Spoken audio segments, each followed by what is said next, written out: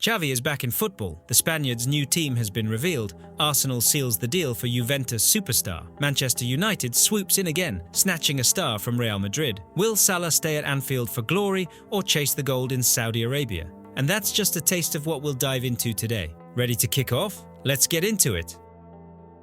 Kylian Mbappé to Real Madrid. What could possibly go wrong, right?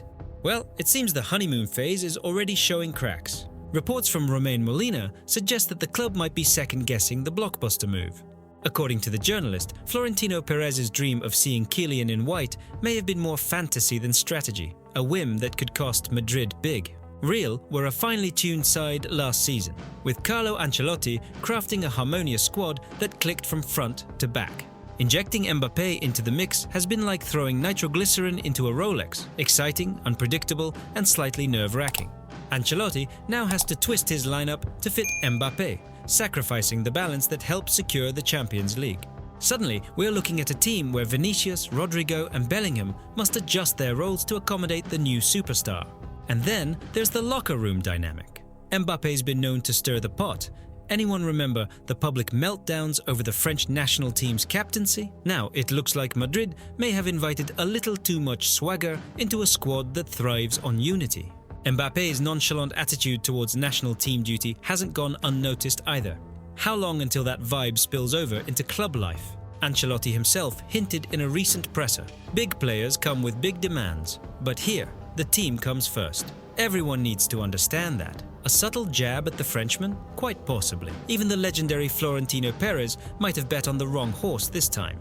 Pep Guardiola's wisdom resonates here. When decisions are driven by personal ambition, the team suffers. Could this be Madrid's first real misstep in years? It's hard to imagine Perez, the architect of the Galacticos era, falling into this trap. But hey, no one's perfect. Of course, the final verdict is still pending. Mbappé is one of those rare talents who can flip the narrative overnight.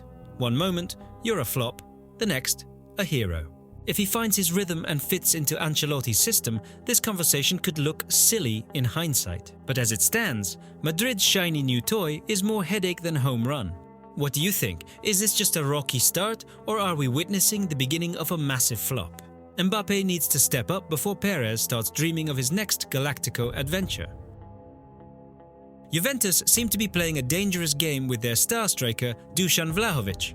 With his contract running out in 2026, Juve still haven't kicked off renewal talks, prompting speculation that the Serbian might soon be wearing different colours.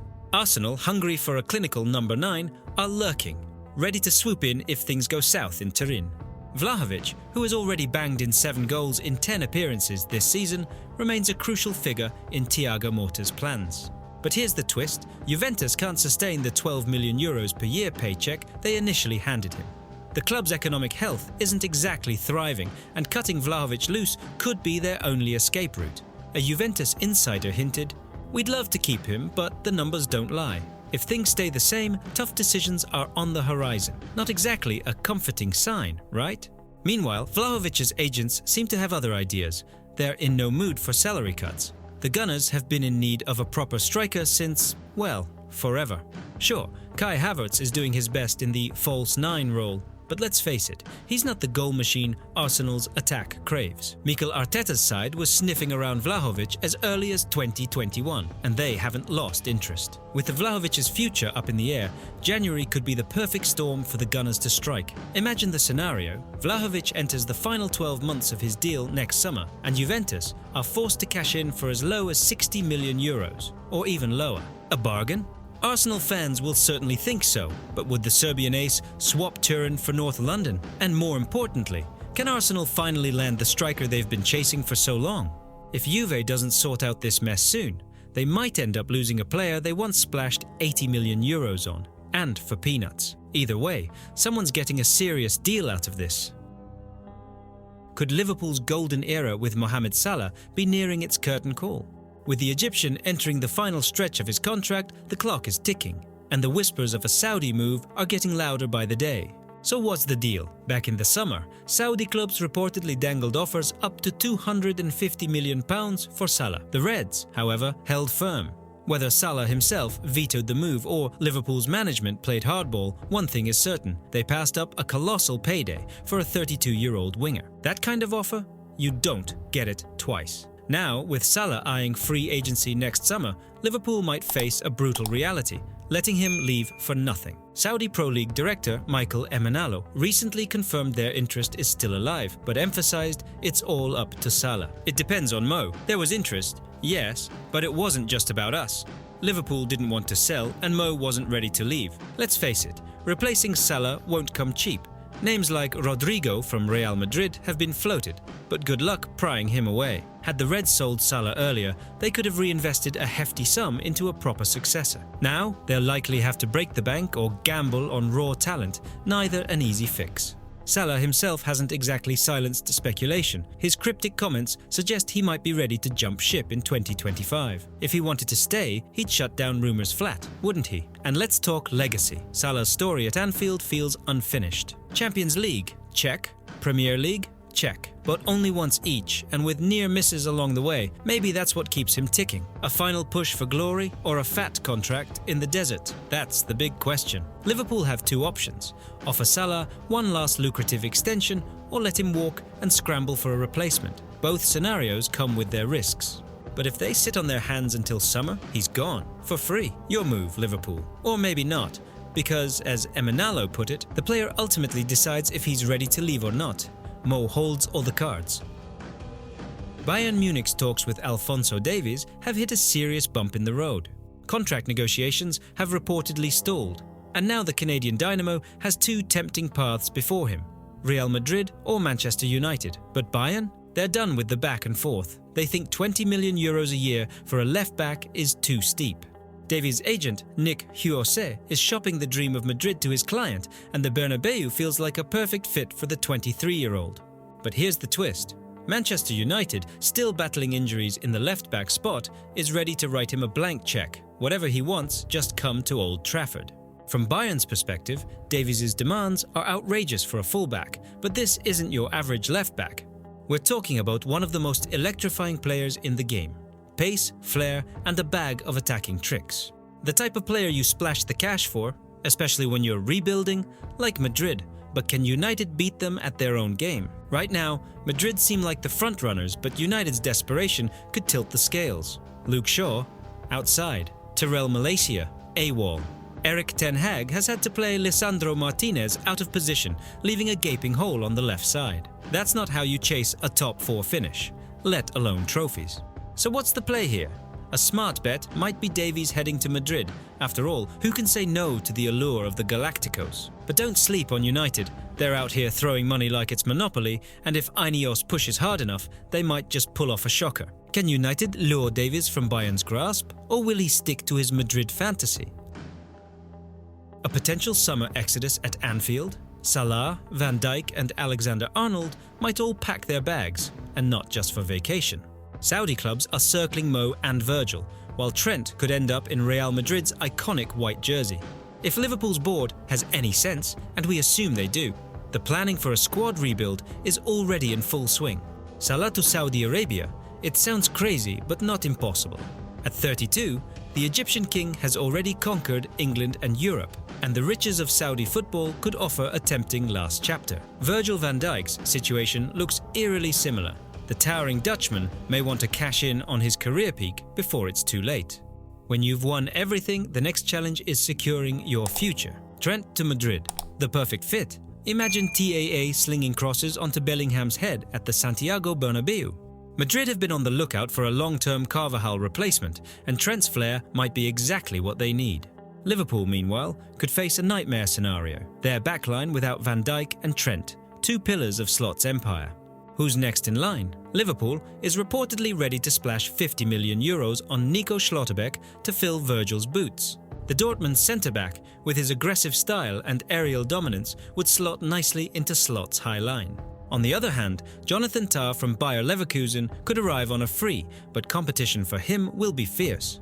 Can Liverpool pull it off? Or will they end up overpaying for Schlotterbeck just to avoid the chaos? What's Liverpool's plan if all three leave? A youth revolution? Another splurge in the transfer market?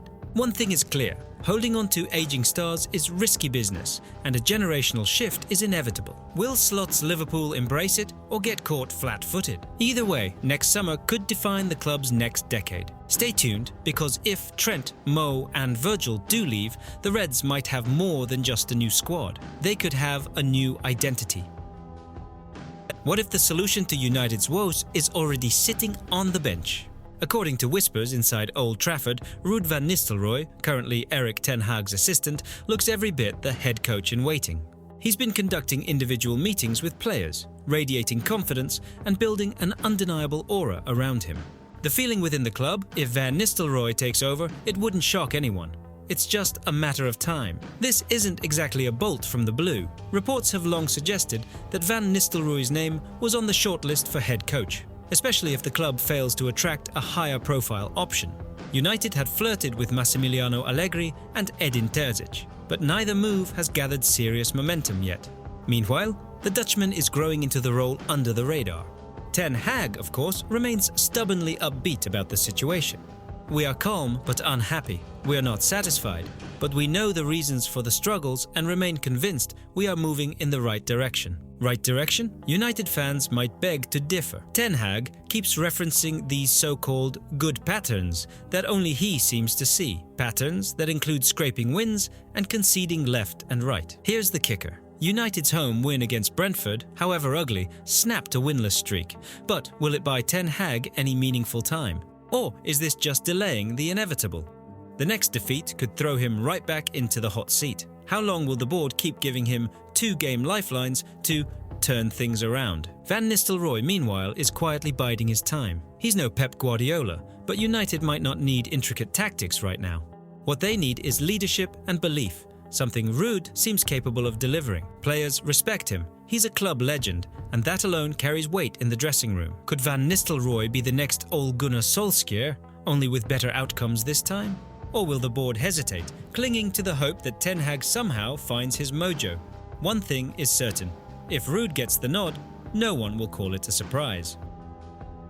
5 months out of the game, and Xavi Hernandez is already flirting with the idea of stepping back into the managerial hot seat. The man who was supposed to enjoy a long sabbatical after parting ways with Barcelona might be heading back to familiar turf, Qatar. According to Al Raya, the Qatari Football Association is eyeing the former Barca boss to replace Tintin Marquez, whose job hangs by a thread after a humiliating 4-1 loss to Iran in the AFC World Cup qualifiers.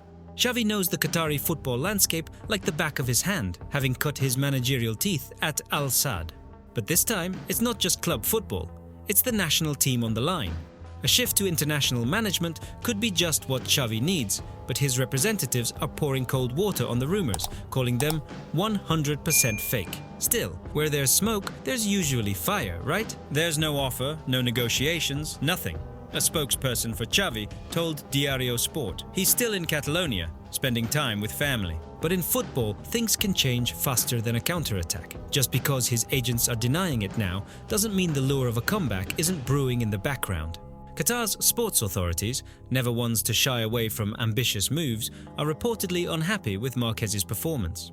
And who better than Xavi, a player and coach with deep ties to the country, to stabilize the ship ahead of the next World Cup cycle? From a tactical perspective, the transition makes sense. Xavi's fluid, possession-based style was tailor-made for Qatar's slow build-up game during his time at Al Sadd. The real question though, will Xavi stick to his sabbatical plans, or is the cash-rich Qatar offer simply too tempting? And if he returns so soon, would it signal that the itch to coach never really left? It's hard to shake the feeling that Xavi, like a midfielder scanning the pitch for openings, is already weighing his options. Could he resist the allure of international management and all the prestige that comes with it? Or is he destined to swap beaches for tactics boards before the year is even out? And let's be honest, how long can anyone stay away from the dugout before the game pulls them back in?